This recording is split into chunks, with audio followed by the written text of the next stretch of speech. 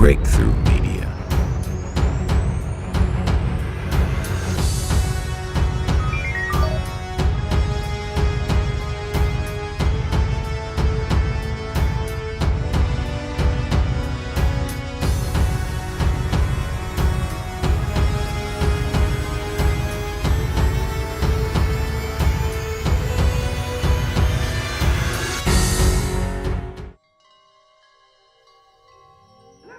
Have you heard about the largest church in the world? The first service was March 3, 2008, with an attendance of over 300,000. The attendance is now over 2 million, and they conducted the first ever mass trance on March 17, 2008. What do they teach? Who you are requires no belief. Heaven is not a location, but refers to the inner realm of consciousness. The man on the cross is an archetypal image. He is every man and every woman. The leader's website teaches these lessons. My mind is part of God's. I am very holy. My holiness is my salvation. My salvation comes from me.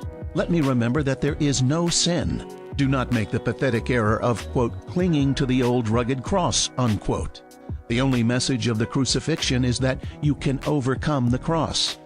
Have you heard of this church? Or maybe its leader? Years ago, she denied Jesus is the only way. One of the mistakes that human beings make is believing that there is only one way to live. That we don't accept that there are diverse ways of being in the world, that there are millions of ways to be a human being. And many ways, but many paths to what you call God. Red flag. And her path might be something else, and when she gets there, she might call it the light. But her loving and her kindness and her generosity brings her, if it brings her to the same point that it brings you, it doesn't matter whether she called it God along the way or not. Red flag. And I guess the danger that could be on that, I mean, it sounds great on the onset, but if you really look at both sides, there couldn't possibly be just one way. What about Jesus? What about Jesus? You say there isn't only one way. There is one way and only one way, and that is through Jesus. Boom. Yeah. Possibly be with Because you millions of people say in the there world. isn't. Today, she has turned her millions of adoring fans over to New Age doctrine. Christians are letting this into their homes and are being deceived. Hello again, everyone. Welcome to week number 3 of our New Earth web class. And again, I thank you. Eckhart Tolle thanks you for joining us as we bring students and seekers together to discuss our latest book club selection, Eckhart Tolle's A New Earth. We did something last week that was unprecedented. You said it's never been done before on television, where you just sit there in silence. And I thought a lot of people responded to the sense of connection from that. So you want to do that again? Yes. Let's do that again. Yes. Yes. Okay. So you're going to lead us in silence. And simply become aware that you are breathing. The air flows in and out, and you feel yourself breathing. Air flows in and out of the body.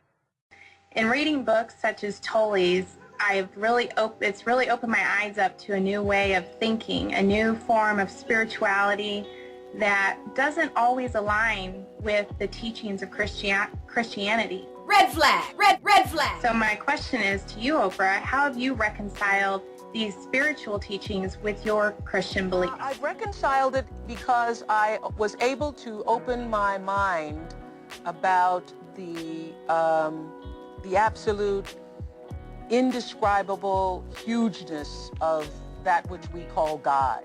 I took God out of the box because I grew up in the Baptist church, and there were, rules and, belief systems and doctrine.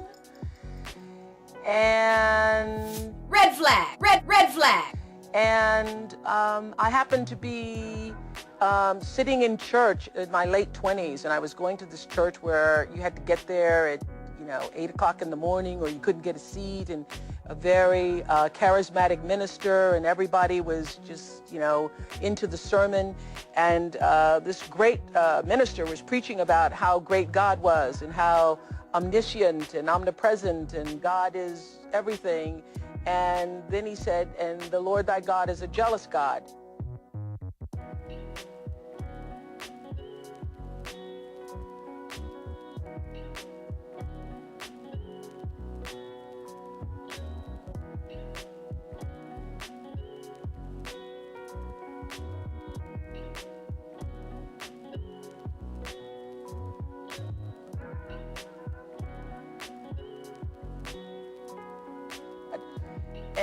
I was, caught up in the rapture of that moment until he said jealous. And something struck me. And I was like, I think about 27 or 28. I was thinking, God is all, God is omnipresent, God is all, and God's also jealous. God is jealous of me. And something about that didn't feel right in my spirit. Red flags. I believe that God is love and that God is in all things. And so that's when the search for something more than doctrine. Red flag.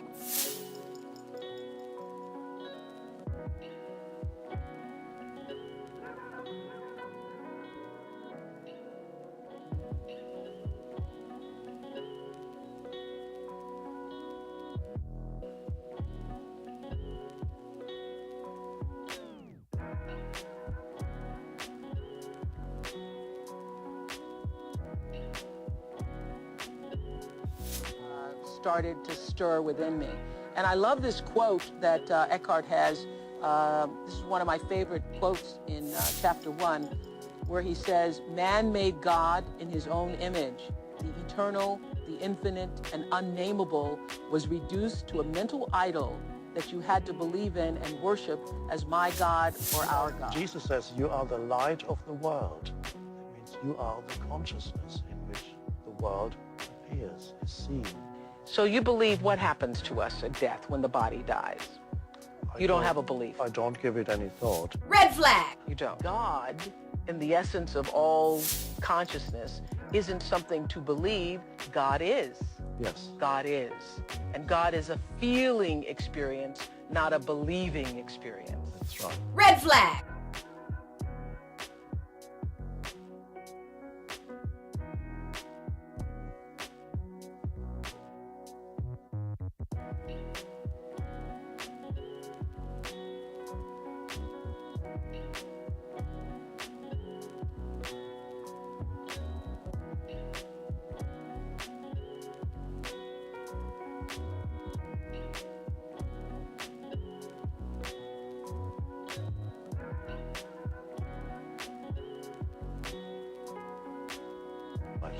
And if your religion is a believing experience, if God for you is still about a belief, then it's not truly God. No. That's what you're saying. Yes. Red flag. Red flag. Red flag. Red flag. But that's not all. She's entered the political arena by endorsing a candidate for president. The New Age teacher giving lessons on her website, Marianne Williamson, has started an organization called the Peace Alliance to establish a U.S. Department of Peace. What can we do? Spread the word and tell others to open their eyes. Author Carrington Steele uncovers the truth in a new book, Don't Drink the Kool-Aid. Available at cssteeleonline.com. Christians, time to open your eyes, turn off the TV, and pray.